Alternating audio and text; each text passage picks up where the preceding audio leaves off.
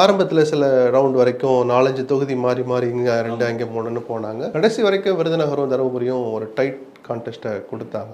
இதைத்தான் நம்ம எல்லாருமே அதை யூகம் பண்ணோம். அதுவும் மாறி 40க்கு 40 அவங்க ஜெயிச்சிட்டாங்க. அது ஒரு வகையில் நல்லது இல்லைன்னு நான் ஆரம்பத்திலே சொன்னேன். நான் என்னன்னா, ஒரு பார்வை பார்த்தா ஒரு கட்சியினுடைய தலைவராக பொறுப்பேற்ற பிறகு ஸ்டாலினுக்கு கிடைக்கிற 4வது பொது தேர்தல், 2 நாடாளுமன்ற தேர்தல், ஒரு சட்டமன்ற தேர்தல், ஒட்டுமொத்த உள்ளாட்சி தேர்தல்கள்னு பார்த்தா 4 தேர்தல்களில் பிரம்மாண்டமான வெற்றியை அவர் ஈட்டி கொடுத்திருக்கிறார். இந்த தேர்தல் கொஞ்சம் சவாலான காலகட்டம். எதையும் செய்ய துணிகிற பிஜேபி எதிரணியில் இருக்கிற போது சில ஆசை வார்த்தைகளை காட்டி சில திரைமறைவில் சில காரியங்கள் நடந்தது. அதிமுக இந்த அணி உடையுமான்னு காத்துட்டு இருந்தது. அதையெல்லாம் மீறி இந்த அணியில் ஏற்கனவே இருந்தவர்களுக்கு சில நியாயமான எதிர்பார்ப்புகள், கூடுதல் எதிர்பார்ப்புகள் இருந்தபோது அதை நிறைவேற்ற முடியாத விஷயங்களை எடுத்து சொல்லி கன்வின்ஸ் பண்ணி அந்த அணியில தக்க வச்சு நம்பர்களையும் கன்வின்ஸ் பண்ணி ஏத்துக்க வச்சு ஒரு பெரிய வெற்றியை நோக்கி எடுத்துட்டு போனதுல ஸ்டாலினுடைய தலைமை பண்பு இதுல உறுதியாயிருக்கு.